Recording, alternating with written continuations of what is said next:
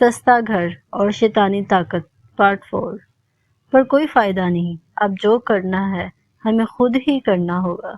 بس دعا کرو صبح کوئی اللہ کا نیک بندہ ہمیں مل جائے۔ رخسانہ نے کہا مل جائے گا، اب آپ سو جائیں، مجھے بھی نیند آ رہی ہے۔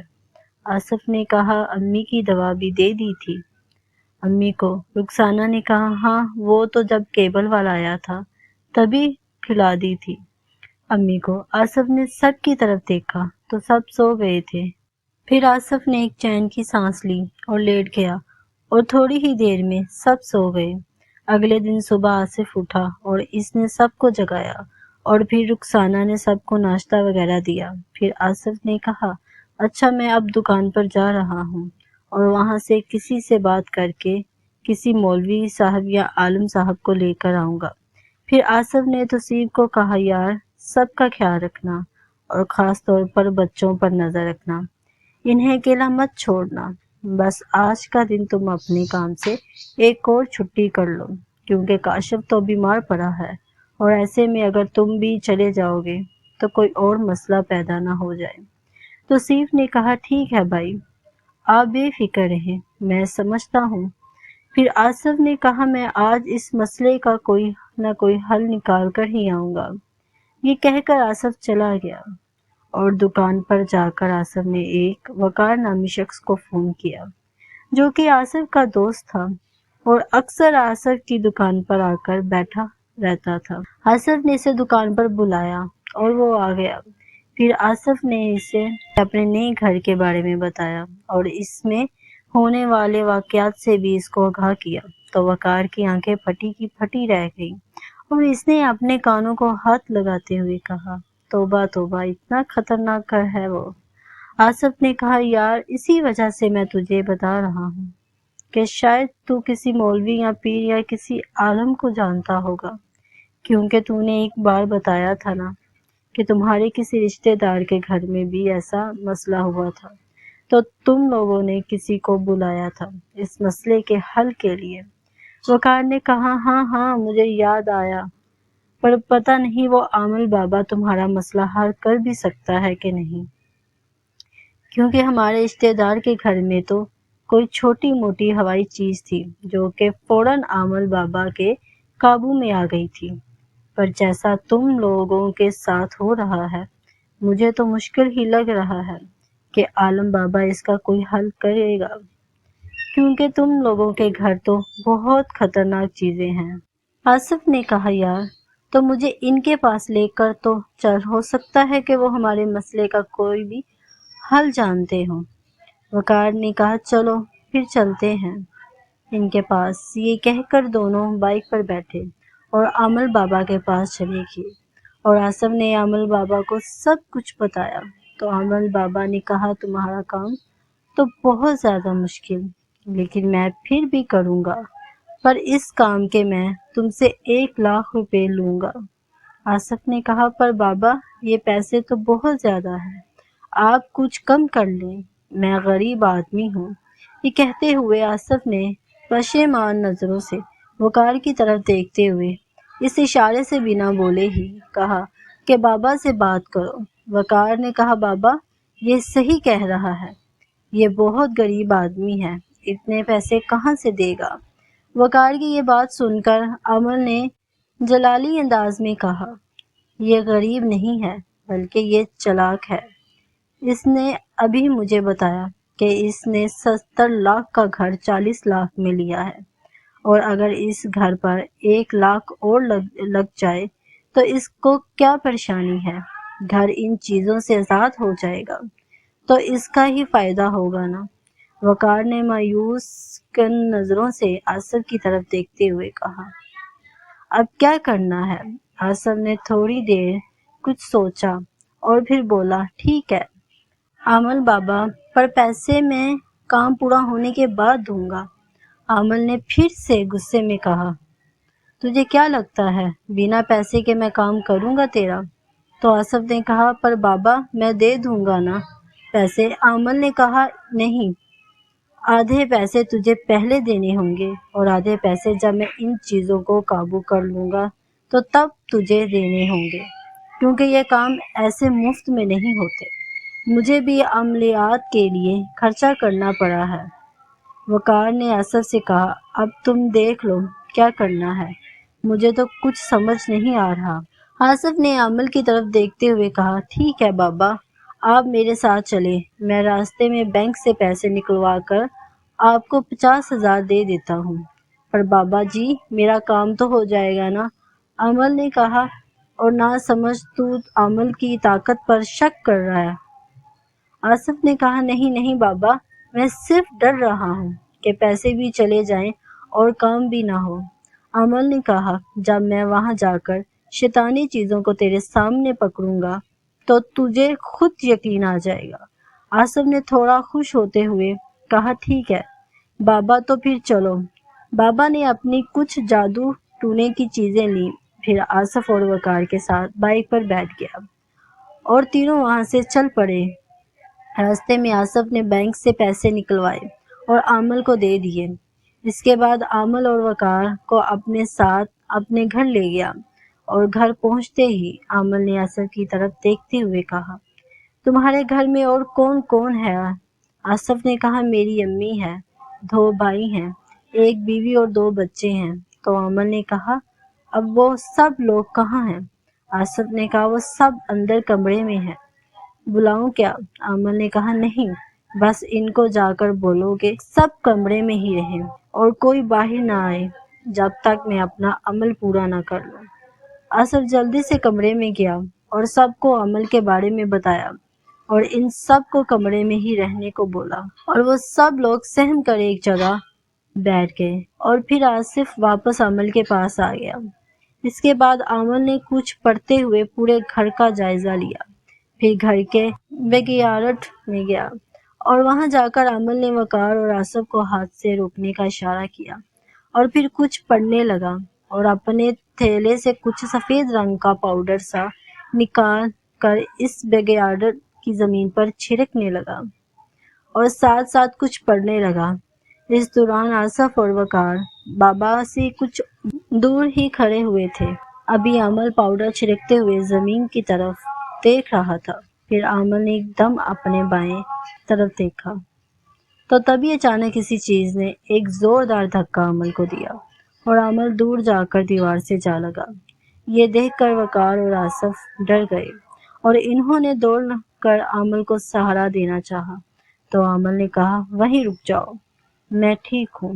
اس کے بعد عامل نے پھر سے اسی جگہ پر جا کر کچھ پڑھا تو کہیں سے ایک بڑا سا پتھر آ کر عامل کے سر پر لگا، جس سے عامل کا سر پھٹ گیا اور اس نے اپنا ہاتھ اپنے سر پر رکھا اور وہاں سے واپس گھر کے صحن میں آ گیا اور بولا، یہ بہت ہی ضدی اور خونخوار چیزیں ہیں۔ آصف نے کہا، بابا، آپ کے سر سے بہت خون بہہ رہا ہے، چلیں میں آپ کو پٹی کروا لاتا ہوں۔ عامل نے کہا، نہیں، مجھے بس کوئی کپڑا دے دو، اس کو میں اپنے سر پر رکھ لیتا ہوں۔ میں نے ان شیطانی چیزوں کو چھیڑ دیا ہے، اس وجہ سے میں ابھی یہاں سے باہر نہیں جا سکتا۔ مجھے ان تینوں چیزوں کو الگ کر کے باری باری ان کو قابو کرنا ہوگا۔ آصف نے جلدی سے بابا کو کپڑا پکڑاتے ہوئے حیرت سے پوچھا، کیا 3 چیزیں ہیں؟ بابا عامل نے کپڑا اپنے سر پر رکھتے ہوئے کہا، ہاں، 2 عورتیں ہیں اور 1 مرد ہے۔ ابھی عامل یہ باتیں کر ہی رہا تھا کہ اچانک عامل نے اپنا ہاتھ وقار کی طرف بڑھا کر اسے اپنے سامنے سے سائڈ پر ہٹاتے ہوئے کہا، ہٹو یہاں سے، اور پھر سیڑھیوں کی طرف دیکھنے لگا اور کچھ دیر کر بنا بولے ہاں میں سر ہلایا، پھر آصف کی طرف دیکھتے ہوئے بولا، 3 نہیں 4 چیزیں ہیں، 1 نابالغ کی بچی بھی ہے، وہ سیڑھیوں میں بیٹھی ہوئی ہے، لیکن یہ بہت ہی خطرناک ہے۔ آصف اور وقار نے جلدی سے سیڑھیوں کی طرف دیکھا، پر ان کو کوئی نظر نہ آیا، تو وہ دونوں ایک دوسرے کی طرف دیکھنے لگے۔ پھر آصف نے عامل سے کہا، بابا، ہمیں تو سیڑھیوں میں کوئی دکھائی نہیں دے رہا۔ عامل نے کہا، دکھائی تو تمہیں بیک یارڈ میں بھی نہیں دیا تھا، پر وہاں جو انہوں نے میرے ساتھ کیا وہ تو دیکھا نا تم لوگوں نے۔ وقار نے کہا، ہاں ہاں عامل بابا، دیکھا تھا۔ عامر نے کہا پر یہ کوئی کھیل تماشا نہیں ہے جو میں تمہیں بار بار دکھاؤں، لیکن تم لوگوں کے ذہن میں جو وسوسے ہو ان کو دور کر دیتا ہوں۔ یہ کہتے ہوئے عامر نے اپنے تھیلے سے ہڈی کا ایک ٹکڑا نکالا اور اسے سیڑھیوں میں پھینک دیا اور آصف اور وقار کو کہا، وہ دیکھو۔ جب آصف نے سیڑھیوں کی طرف دیکھا تو وہ ہڈی کا ٹکڑا اچانک سے اس کی آنکھوں کے سامنے غائب ہو گیا اور آصف ڈر کے تھوڑا پیچھے ہٹ گیا۔ وقار بھی یہ دیکھ کر کانپنے لگا۔ اس کے بعد عامر نے اچانک باہری گیٹ کی طرف دیکھتے ہوئے کہا، میں کہیں نہیں جا رہا، تمہیں میرا راستہ روکنے کا کوئی فائدہ نہیں۔ آصف اور وقار پھر سے حیران ہو کر کبھی عامر کی طرف دیکھتے اور کبھی باہری گیٹ کی طرف دیکھنے لگے، کیونکہ ان دونوں کو گیٹ پر بھی کچھ نظر نہیں آ رہا تھا۔ آصف نے کہا، عامر بابا یہ کس سے بات کر رہے ہیں؟ عامر نے کہا، یہ وہی ہے جس نے مجھے پتھر مارا تھا۔ یہ کہتے ہوئے عامر نے کچھ پڑھتے ہوئے وہیں پاؤڈر نکالا اور گیٹ کی طرف پھینکا تو اچانک سے ایک خوفناک آواز سنائی دی، جسے کوئی 3-4 آوازیں ہوئی۔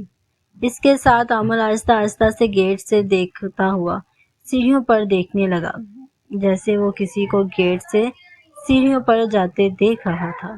پھر عامر نے آصف اور وقار سے کہا، تم دونوں میں سے میرے پیچھے کوئی نہ آئے، اب میں ان شیطانوں کو اکیلا ملوں گا۔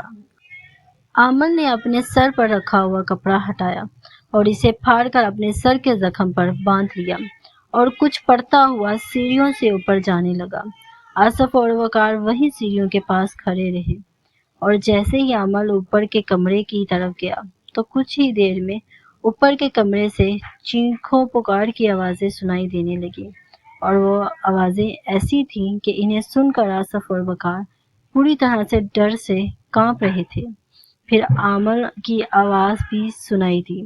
عامر کہہ رہا تھا، چلے جاؤ یہاں سے، جاؤ ورنہ یہی بھسم کر دوں گا تمہیں۔ تبھی عامر کی آواز آنی بند ہو گئی۔ وقار نے آصف کی طرف دیکھتے ہوئے کہا، لگتا ہے عامر نے انہیں قابو کر لیا ہے۔ آصف نے کہا، پتہ نہیں یار، اوپر کیا چل رہا ہے۔ یہ کہتے ہوئے دونوں سیڑھیوں کی طرف دیکھ ہی رہے تھے کہ تبھی اچانک سے عامر زخمی حالت میں سیڑھیوں سے نیچے اترنے لگا۔ اتنے میں اچانک سے عامر سیڑھیوں پر گرا اور لڑکتا ہوا نیچے صحن میں آ گرا۔ آصف اور وقار نے فوراً بھاگ کر عامر کو سہارا دیتے ہوئے اٹھایا، لیکن اس کے جسم پر جگہ جگہ خون بہنے لگا تھا۔ ایسا لگ رہا تھا جیسے کسی نے عامر کو چھریاں ماری ہوں۔ عامر کی حالت بہت خراب ہو چکی تھی، اس سے کھڑا بھی نہیں ہو پا رہا تھا۔ جب عامر بولنے لگتا تو اس کے منہ سے خون بہنے لگتا۔ ایسا لگ رہا تھا کہ جیسے عامر کا آخری وقت آ گیا ہو۔ وقار نے گھبراتے ہوئے انداز میں کہا، آصف یہ مرنے لگا ہے، کچھ کرو جلدی۔ آصف نے بغلاہٹ میں ادھر ادھر دیکھا، پھر دوڑ کر ایک پانی کا گلاس لے کر آیا اور عامر کو اپنے ہاتھوں سے پانی پلانے کی کوشش کرنے لگا۔ عامر نے بہت مشکل سے کچھ پانی پیا اور تیز تیز سانسیں لینے لگا اور آنکھیں بند کر کے نہ میں سر ہلانے لگا اور آنکھیں بند کیے ہوئے ہی رک کے بولا، یہ میرے بس سے باہر ہے، بہت ہی زیادہ خطرناک ہے یہ، اور میں ان کا مقابلہ کرنے سے قاصر ہوں۔ میرے جسم میں اب اور طاقت نہیں بچی ان سے لڑنے کی۔ یہ کہتے ہوئے عامر بے ہوش ہونے لگا۔ آصف نے جلدی سے وقار کو کہا، اس کو ہسپتال لے کر جانا ہوگا۔ یہ کہہ کر آصف نے توصیف کو زور سے آواز دی اور توصیف بھاگتا ہوا کمرے سے باہر آیا اور عامر کو دیکھتے ہی آصف کو کہنے لگا، بھائی یہ کون ہے اور یہ کیا ہوا اس کے ساتھ؟ یہ کہتے ہوئے توصیف زمین پر جگہ جگہ گرا ہوا عامر کا خون دیکھنے لگا۔ آصف نے کہا، وہ سب چھوڑو، جلدی سے اس کو بائک پر بٹھاؤ۔ وقار اور توصیف نے بہت مشکل عامر کو بائک پر بٹھایا اور وقار بھی عامر کو پیچھے سے پکڑ کر بائک پر بیٹھ گیا، اور آصف نے توصیف سے کہا، ہم اس کو ہسپتال لے کر جا رہے ہیں اور تم سب کمرے میں ہی رہنا اور کمرے سے باہر مت نکلنے دینا کسی کو۔ توصیف نے کہا، جی جی بھائی آپ جاؤ۔ آصف اور وقار عامر کو لے کر ہسپتال لے گئے۔ وہاں ڈاکٹروں نے عامر کی جانچ پڑتال کی اور اس کا علاج شروع کر دیا۔ پھر ڈاکٹر نے آصف سے کہا ان کا بہت خون بہہ گیا ہے، آپ لوگ خون کا انتظام کریں ورنہ یہ مر جائے گا۔ آصف نے عامل کے بلڈ گروپ کا پتہ کیا اور بلڈ بینک سے 2 بوتل خون لے کر ڈاکٹروں کو دیا تو انہوں نے فوراً عامل کو خون کی ڈرپ لگا دی اور آصف اور وقار سے کہا اب آپ لوگ باہر جا کر بیٹھیں۔ کافی دیر کے بعد جب ڈاکٹر آپریشن تھیٹر سے باہر آیا تو ڈاکٹر نے کہا آپ کا پیشنٹ بہت ہی خوش قسمت ہے جسے وقت پر خون مل گیا ورنہ اس کا بچنا مشکل ہو جاتا۔ آصف نے کہا ڈاکٹر صاحب کیا بابا اب ٹھیک ہے؟ ڈاکٹر نے کہا ہاں خطرے سے تو باہر ہے پر اس کو بہت جگہ چوٹ لگی ہے، ایسا لگ رہا تھا کہ کسی نے اس کا چیر پھاڑ کرنے کی کوشش کی۔ کیا کوئی جانور وغیرہ سے بھر گیا تھا آپ کا پیشنٹ یا پھر کوئی لڑائی جھگڑا ہوا ہے اس کا کسی کے ساتھ؟ آصف اور وقار ایک دوسرے کی طرف دیکھنے لگے۔ ڈاکٹر نے کہا دیکھو مجھے سچ سچ بتاؤ کہ اس کو ہوا کیا تھا۔ آصف نے کہا بات کو گول کرتے ہوئے کہا ارے نہیں نہیں ڈاکٹر صاحب اس کا کسی سے جھگڑا نہیں ہوا، بس ہمارے علاقے میں چیتا گھس آیا تھا اور اسی نے اس کو زخمی کر دیا ہے۔ ڈاکٹر نے مسکراتے ہوئے آصف کی آنکھوں میں دیکھتے ہوئے کہا کیا تم سچ کہہ رہے ہو؟ وقار نے کہا جی ڈاکٹر صاحب چیتے نے یہ حالت کی ہے اس کی۔ ڈاکٹر نے کہا تو اب وہ چیتا کہاں ہے؟ وقار نے کہا جی اسے جنگی حیات والے پکڑ کر لے گئے ہیں۔ ڈاکٹر نے کہا دیکھو تم لوگ نہیں جانتے مجھے، یہ لڑائی جھگڑے کا کیس لگتا ہے اور اگر ایسا ہے تو یہ سیدھا پولیس کیس ہے اور اگر اس دوران اس کو کچھ ہو جاتا ہے تو تم دونوں بہت مشکل میں پڑ سکتے ہو، اسی وجہ سے کہہ رہا ہوں اگر کچھ اور بات ہے تو بتا دو۔ آصف اور وقار ایک دوسرے کی طرف گھبراہٹ سے دیکھنے لگے۔ اتنے میں ایک نرس دوڑی آئی اور بولی ڈاکٹر صاحب ایمرجنسی ہے، جلدی مریض کو دیکھ لیں، اور ڈاکٹر چلا گیا۔ پھر آصف نے ایک گہری سانس لی اور وقار سے کہنے لگا یار یہ ہم کون سے چکر میں پھنس گئے ہیں، گھر میں وہ شیطانی چیزیں ہیں اور ادھر یہ عمل ہمارے لیے مصیبت بن گیا ہے۔ وقار نے کہا یار دعا کرو بس عمل ٹھیک ہو جائے۔ آصف نے کہا اللہ کرے۔ اتنے میں ایک اور نرس آئی اور آصف کو کہنے لگی وہ اندر جو بابا ہیں ان کے ساتھ آپ لوگ آئے ہیں۔ آصف نے کہا جی سسٹر کیا ہوا؟ نرس نے کہا وہ آپ کو بلا رہے ہیں۔ یہ سنتے ہی آصف اور وقار دوڑ کر عامل کے پاس گئے تو عامل نے آہستہ سے بولتے ہوئے کہا دیکھو میں اب کچھ اچھا محسوس کر رہا ہوں پر مجھے افسوس ہے کہ میں تم لوگوں کی مدد نہیں کر پاؤں گا، پر میں تمہیں اپنے استاد صاحب کا نمبر دے رہا ہوں، تم لوگ ان سے بات کر لو اور ان کو اپنے مسئلے کے بارے میں بتاؤ، وہ ان شیطانی چیزوں سے تمہاری جان چھڑوا دیں گے اور جب آپ لوگوں کا کام پورا ہو جائے تو باقی کے پیسے آپ ان کو ہی دے دینا۔ یہ کہہ کر عامل نے آصف کو ظہور ہاشمی صاحب کا نمبر دیتے ہوئے کہا یہ نمبر آپ لوگ ابھی ملا لو تاکہ میں ان سے آپ کا تعارف کروا دوں۔ آصف نے جلدی سے ظہور ہاشمی صاحب کا نمبر ملایا اور موبائل عامل کو دے دیا۔ پھر عامل نے ظہور ہاشمی صاحب کو اپنے اور آصف لوگوں کے بارے میں بتایا۔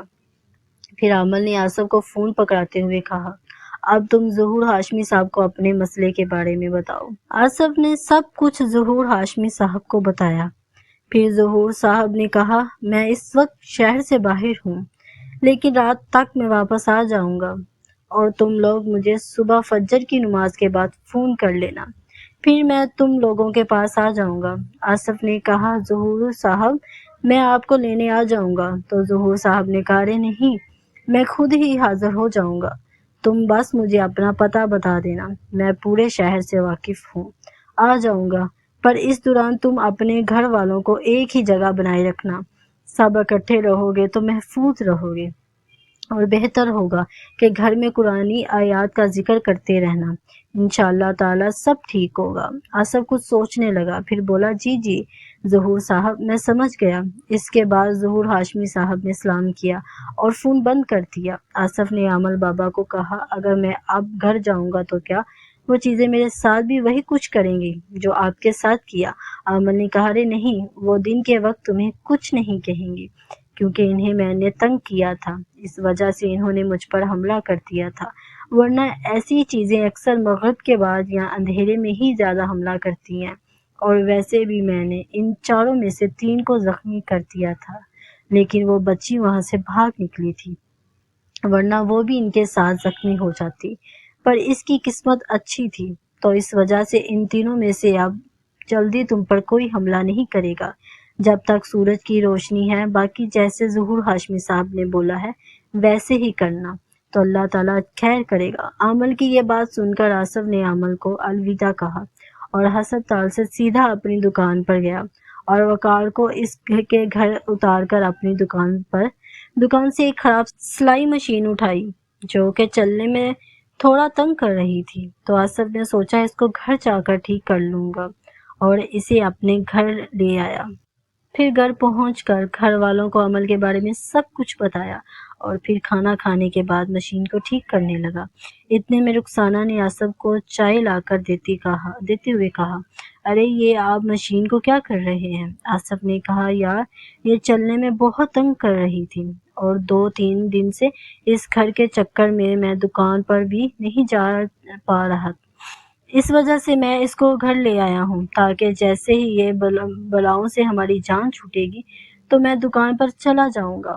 بہت سے لوگوں کے کپڑے سلنے باقی ہیں ابھی، اور وہ مجھے بہت فون کر رہے ہیں۔ پھر رخسانہ نے کہا، اچھا، جن حضور ہاشمی صاحب کا ذکر تم نے ابھی کچھ دیر پہلے کیا تھا، تو کیا وہ ان چیزوں کو یہاں سے بھگا دیں گے کیا؟ آصف نے کہا، پتہ نہیں، پر ہمت تو اس عامل نے بھی بہت کی تھی جو کہ ان کا شاگرد ہے، لیکن یہ تو پھر بھی اس عمل کے استاد ہیں، آخر کچھ تو فرق ہوگا نا ان دونوں میں۔ رخسانہ نے کہا، ہاں یہ بات تو صحیح ہے کہ استاد تو استاد ہی ہوتے ہیں۔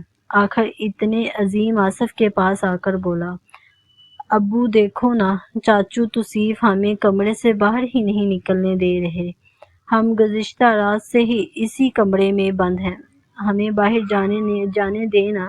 آصف نے کہا، ارے میرے بیٹے، کل ایک مولوی صاحب آ جائیں گے اور پھر تم پورے گھر میں جیسے چاہے کھیل لینا۔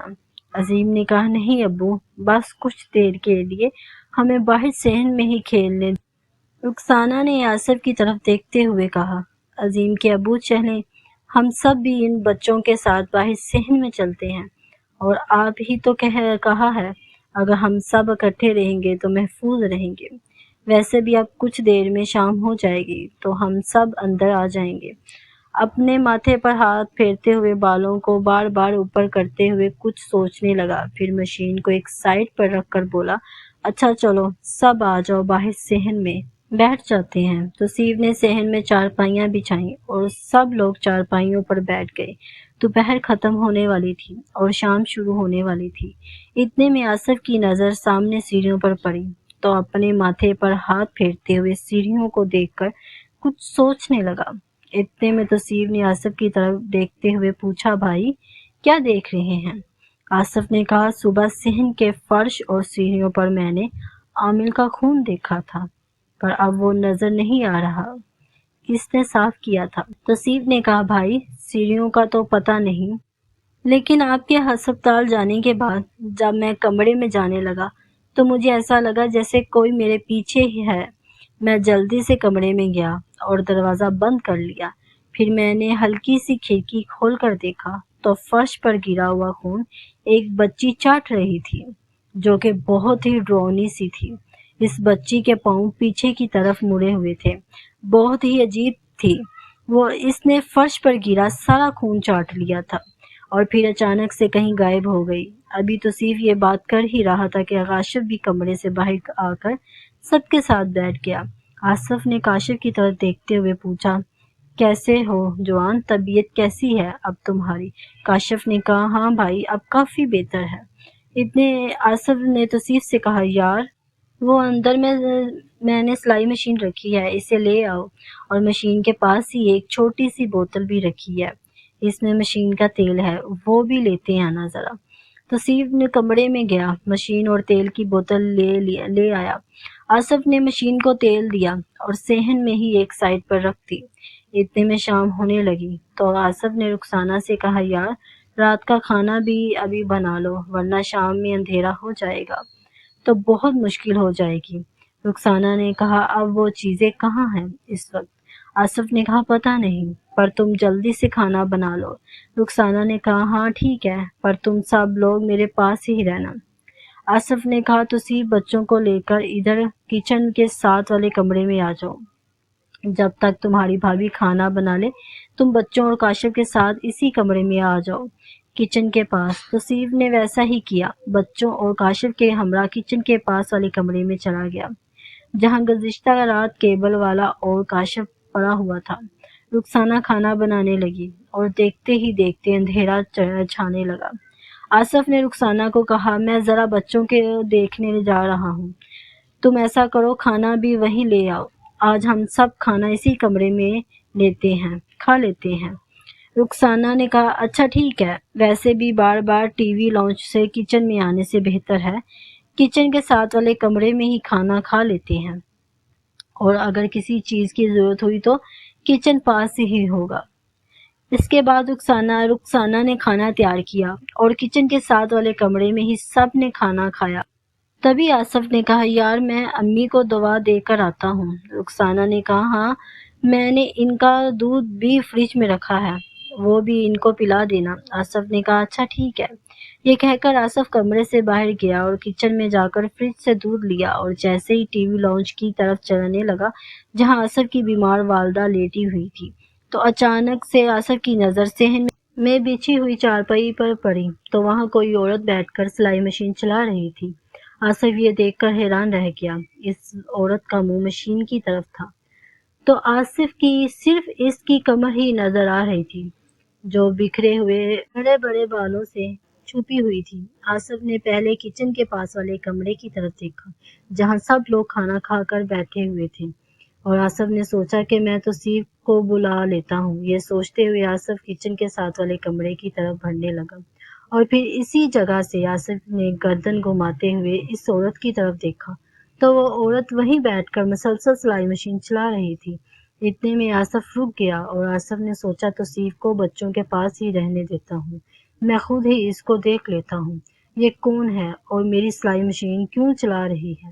یہ سوچتے ہوئے آصف آہستہ آہستہ اس عورت کی طرف بڑھنے لگا اور جیسے جیسے آصف اس عورت کی طرف بڑھ رہا تھا آصف کے رونگٹے کھڑے ہو رہے تھے، اور جب آصف اور اس عورت کے درمیان صرف چند قدموں کا ہی فاصلہ رہ گیا تو اچانک سے آصف کو اس چارپائی پر ایک اور شخص بھی نظر آیا جو کہ سلائی ہوتے ہوئے دیکھ رہا تھا۔ آصف کے ہاتھوں میں پکڑا ہوا دودھ کا گلاس چھلکنے لگا، اس کے ہاتھ پاؤں کانپ رہے تھے، لیکن آصف نے ہمت جٹا کر تھوڑا سائڈ پر ہو کر اس عورت کا منہ دیکھنا چاہا تو تبھی اس عورت نے سلائی کیا ہوا کپڑا اپنے پاس بیٹھے ہوئے اس شخص کو دیا تو اس شخص نے چارپائی سے اٹھ کر وہ کپڑا سیدھا کیا تو آصف کی آنکھیں کھلی کی کھلی رہ گئی کیونکہ وہ کپڑا کسی کا کفن تھا جسے اس ڈرونی سی عورت نے سلائی کر کے اس شخص کو دیا تھا۔ آصف ابھی ان کی طرف دیکھ ہی رہا تھا کہ اچانک جس شخص نے کفن ہاتھ میں پکڑا ہوا تھا اس نے آصف کی طرف دیکھا تو وہ ایک خوفناک سی آواز نکال کر غائب ہو گیا، اور تبھی اس ڈرونی سی عورت نے بھی آصف کی طرف دیکھا تو اس عورت کی شکل بہت ہی زیادہ ڈرونی ہو گئی تھی اور وہ ابھی آصف ڈرے ہوئے انداز میں اس کی طرف دیکھ ہی رہا تھا کہ وہ عورت چارپائی سے اٹھی اور بنا پاؤں چلائے ہی آصف کی ٹی وی لانچ کی طرف چلی گئی۔ آصف نے جب اسے اپنے ٹی وی لانچ کی طرف جاتے دیکھا تو آصف کو فوراً خیال آیا کہ وہ ڈرونی عورت میری والدہ کے پاس چلی گئی ہے۔ یہ سوچتے ہی آصف نے ٹی وی لانچ کی طرف دوڑ لگا دی اور جیسے ہی آصف ٹی وی لانچ میں پہنچا تو اس نے دیکھا کہ وہ عورت آصف کی والدہ کے سینے پہ کھڑی ہوئی تھی اور آصف کی والدہ کے منہ سے بہت خون بہہ رہا تھا۔ یہ دیکھتے ہی آصف نے جلدی سے دودھ کا گلاس سائڈ پر پھینکا اور کمرے میں پڑا ہوا ایک بڑا سا گلدان اٹھا کر اس عورت کو دے مارا، پر گلدان لگنے سے ہی پہلے ہی وہ عورت غائب ہو گئی۔ آصف جلدی سے اپنی والدہ کی طرف بڑھا اور اپنی والدہ کے پاس جا کر دیکھا تو اس کی والدہ کی موت واقع ہو چکی تھی۔ یہ دیکھ کر آصف اپنی والدہ کی چارپائی کو پکڑ کر بیٹھ گیا اور زور زور سے امی امی پکارتے ہوئے رونے لگا اور روتے ہوئے ہی بولا، امی مجھے معاف کر دو، میں نے تمہیں اکیلا چھوڑ دیا تھا، امی مجھے معاف کر دو، امی اٹھو۔ یہ کہتے ہوئے آصف دہاڑے مارتا ہوا رونے لگا اور پھر وہی عورت آصف کے کمرے کے دروازے پر کھڑی خوفناک آواز میں ہنسنے لگی۔ آصف نے روتے ہوئے ہی اپنی گردن اس عورت کی طرف گھما کر دیکھا تو اس عورت کی شکل بہت زیادہ منحوس ہو چکی تھی اور جب وہ ہنس رہی تھی تو اس کے کندھے سے بڑے بڑے دانت صاف دکھائی دے رہے تھے اور اس کی زبان سانپ کی زبان کی طرح دو منہ والی تھی۔ یہ دیکھ کر آصف روتے ہوئے ہی ڈر گیا اور اس عورت کی طرف دیکھ کر بولا، ہم نے تمہارا کیا بگاڑا ہے جو تم نے میری والدہ کو مار دیا ہے؟ لیکن اس عورت نے آصف کی بات کا کوئی جواب نہیں دیا اور پھر وہی کفن آصف کی طرف پھینکا جو اس عورت نے سلائی کیا تھا اور غائب ہو گئی۔ آصف اس کفن کی طرف دیکھ رہا تھا اور پھر آصف نے اپنے ہاتھوں کی تلیوں سے اپنے آنسو صاف کرتے ہوئے کہا، میں تمہیں نہیں چھوڑوں گا۔ یہ کہتے ہوئے آصف پھر سے روتے ہوئے کچن کے ساتھ والے کمرے میں گیا تو وہاں سب لوگ آصف کی مرجھائی ہوئی شکل کو حیرت سے دیکھنے لگے۔ رخسانہ نے جلدی سے آصف کی طرف دیکھتے ہوئے کہا، یا اللہ خیر، یہ کیا ہوا آپ کو؟ آپ رو کیوں رہے ہو؟ توصیف اور کاشف بھی جلدی سے آصف کا ہاتھ پکڑ کر بولے، بھائی کیا ہوا ہے؟ ہمیں بتائیں جلدی۔ آصف نے اچانک گر گراتے ہوئے کہا۔ وہ امی اور اسی ٹائم اپنے گھٹنوں کے بل بیٹھ گیا اور پھر سے زور زور سے رونے لگا۔ رخسانہ نے اپنا دوپٹہ اپنے ہاتھ میں پکڑ کر اپنے ہونٹوں پر رکھتے ہوئے کہا، کیا ہوا امی کو؟ یہ کہہ کر آصف کی آنکھوں میں دیکھنے لگی۔ توصیف بھی گھبراتے ہوئے بولا، بھائی بتاؤ نا کیا ہوا امی کو؟ اتنے میں کاشف آصف کا ہاتھ چھوڑ کر باہر جانے لگا تو آصف نے فوراً اٹھ کر اسے پکڑ لیا۔ کاشف نے کہا، بھائی مجھے امی کو دیکھنے دو، کیا ہوا ہے انہیں؟ آصف نے کاشف کی طرف دیکھا اور روتے ہوئے ہی بنا بولے اپنی گردن نہ میں ہلائی۔ کاشف حیرت سے آصف کی طرف دیکھنے لگا۔ تبھی کاشف کی آنکھوں میں بھی آنسو آ گئے اور وہ روتے ہوئے بولا، بھائی چھوڑ دو مجھے امی کے پاس جانا ہے، یہ چھوڑے مجھے بھائی۔ اور پھر وہ بھی زور زور سے امی امی کہتے ہوئے رونے لگا۔ یہ سب دیکھ کر توصیف بھی اپنا ماتھا پکڑ کر اپنے گھٹنوں پر بیٹھ گیا اور وہ بھی رونے لگا۔ اس دوران رخسانہ بھی اپنا دوپٹہ اپنے ہونٹوں پر رکھ کر روتی رہی۔ پھر کچھ دیر رونے کے بعد آصف نے سب کی طرف دیکھا اور بولا، غلطی میری ہے جو میں نے امی کو اکیلا چھوڑ دیا تھا اور اس عورت نے امی کو مار دیا ہے۔ یہ کہتے ہوئے آصف پھر سے رونے لگا اور آصف کی یہ بات سن کر سب روتے ہوئے حیرت سے آصف کی طرف دیکھنے لگے۔ پھر توصیف نے اچانک سے اپنی قمیض سے اپنے آنسو پونچھ کر کہا، بھائی جو ہونا تھا ہو چکا، چلے اب ہمیں امی کے پاس لے چلے۔ رخسانہ نے بھی اپنے دوپٹے سے آصف کے آنسو پونچھے اور آصف سے کہا، چلیں عظیم کے ابو امی کے پاس چلیں، وہ اب بھی اکیلی ہیں۔ آصف جلدی سے اٹھا اور بولا، ہاں ہاں چلو سب امی کے پاس، اور وہ اب بھی اکیلی ہیں۔ یہ کہہ کر آصف سب کے ساتھ اپنی والدہ کی لاش کے پاس گیا تو وہاں جا کر دیکھا تو آصف کی والدہ کی لاش کو جگہ جگہ سے کسی نے نوچا ہوا تھا۔ آصف جلدی سے روتے ہوئے بولا، یہ کیسے ہو گیا؟ دیکھو میرے بھائیوں، یہ کیا کر دیا انہوں نے؟ توصیف روتے ہوئے بولا، ہاں بھائی دیکھو امی کو کس طرح مارا ہے ان شیطانی چیزوں نے، امی کا گوشت کھایا ہے انہوں نے۔ کاشف بھی اپنی والدہ کا ہاتھ تھامے بیٹھ کر رونے لگا اور ایک بار پھر سے سب رونے لگے۔ اتنے میں روتے ہوئے توصیف کی نظر پاس میں ہی گرے ہوئے اس کفن پر پڑی اور توصیف روتے ہوئے اٹھا اور اس کفن کو جا کر اٹھایا، پھر اسے غور سے دیکھتے ہوئے بولا، بھائی یہ کفن یہاں کیسے آیا؟ اور توصیف کی بات سن کر سب آہستہ آہستہ چپ ہو گئے اور توصیف کی طرف دیکھنے لگے۔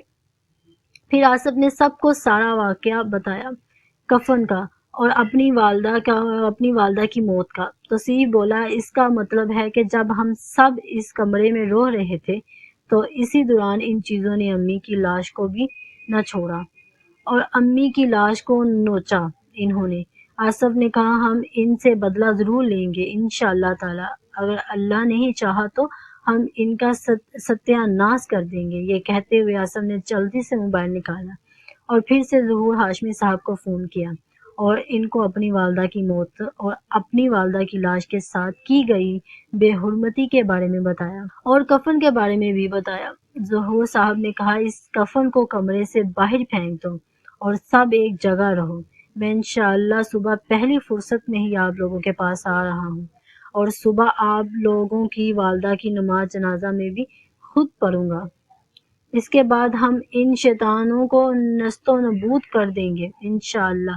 آصف نے بھی کہا انشاءاللہ ایسا ہی ہوگا، اور پھر آصف نے فون بند کیا اور کفن کمرے سے باہر پھینک کر دروازہ بند کر لیا، اور سب لوگ والدہ کی چارپائی کے پاس بیٹھ گئے اور پھر صبح تک جاگتے رہے۔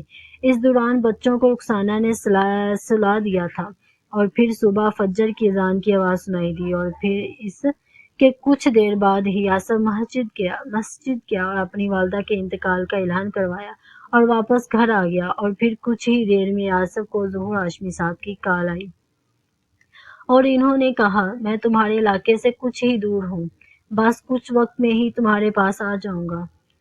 آصف نے کہا ٹھیک ہے ظہور صاحب۔ اس کے بعد ہلکی ہلکی سورج کی روشنی صحن میں آنے لگی۔ آصف نے تصویر کے ساتھ جا کر والدہ کے کفن دفن کا بندوبست کیا، اور پھر اتنے میں دوبارہ ظہور ہاشمی صاحب کی کال آئی اور انہوں نے آصف سے کہا میں آپ لوگوں کے علاقے میں آ گیا ہوں، بتا دو کس گلی میں آنا ہے۔ آصف نے ظہور صاحب سے کہا آپ اس وقت کہاں کھڑے ہیں؟ ظہور صاحب نے کہا اس وقت میں اس علاقے کی ایک مینار والی مسجد کے سامنے کھڑا ہوں۔ امید کرتی ہوں آپ کو یہ پارٹ کافی پسند آیا ہوگا۔ پلیز ویڈیو کو لائک کریں اور چینل کو سبسکرائب کریں۔ ملتی ہوں اگلے پارٹ کے ساتھ، اجازت دیجیے، اللہ حافظ۔